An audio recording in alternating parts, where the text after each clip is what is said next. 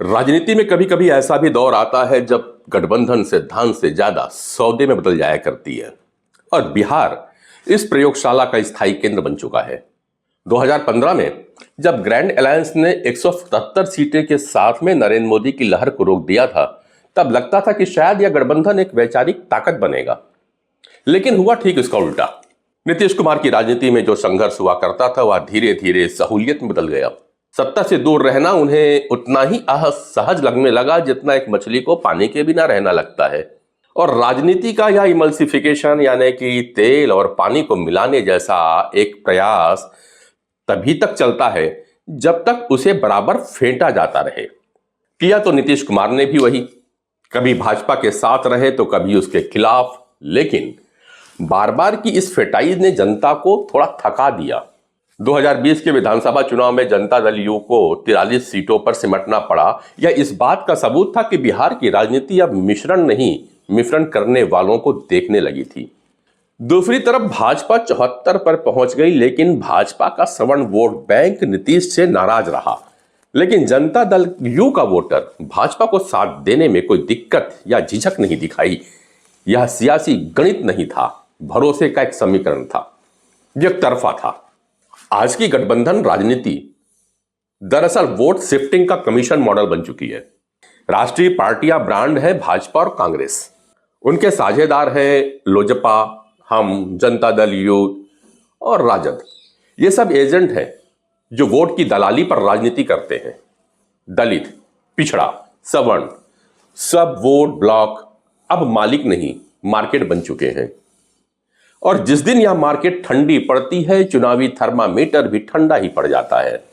यह सवाल हर विश्लेषक के गले की हड्डी सा बन चुका है।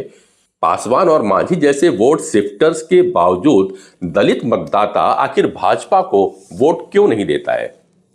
शायद इसलिए कि भाजपा उसके भीतर प्रतिनिधित्व का सपना जगाती तो है, जबकि अन्य दल उसे वोट बैंक की हैसियत से देखते हैं। यानी कि 6% वोट करीब 40 सीटों पर भाजपा के लिए वरदान साबित हो जाते हैं। यह गणित नहीं है, यह एक मनोविज्ञान है। जो सम्मान देगा वही वोट पाएगा। महागठबंधन के वोटर्स में ना कमिटमेंट है और ना ईमानदारी। कांग्रेस का सवर्ण वोट आरजेडी को नहीं जाता क्योंकि लालू यादव मनुवाद के कट्टर विरोधी हैं। आरजेडी का यादव वोट कांग्रेस के लिए नहीं बदलता क्योंकि उसे वहां अपना चेहरा ही नहीं दिखता।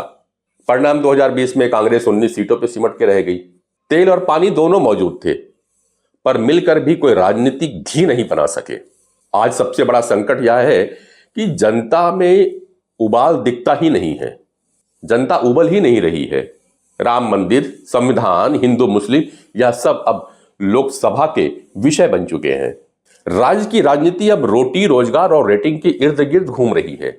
युवा बेरोजगार है, मध्यम वर्ग महंगाई से जूझ रहा है, मगर उनमें कोई संगठित आक्रोश दिखाई नहीं देता क्योंकि जनता को अब पता है कि नाराज होकर भी अंततः कुछ होगा नहीं।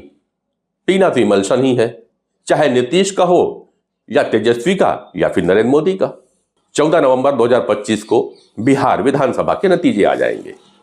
शायद तब तय होगा कि इमल्सिफिकेशन का दौर खत्म हो रहा है या गाढ़ा हो रहा है।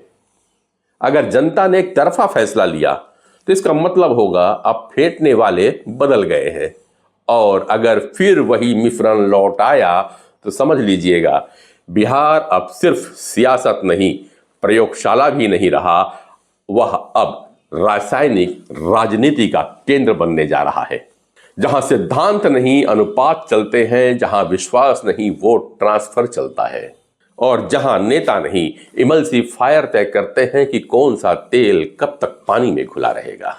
आप अपने विचार लिख भेजिएगा, इंतजार रहेगा नरेंद्र पांडे को। तब तक नमस्कार।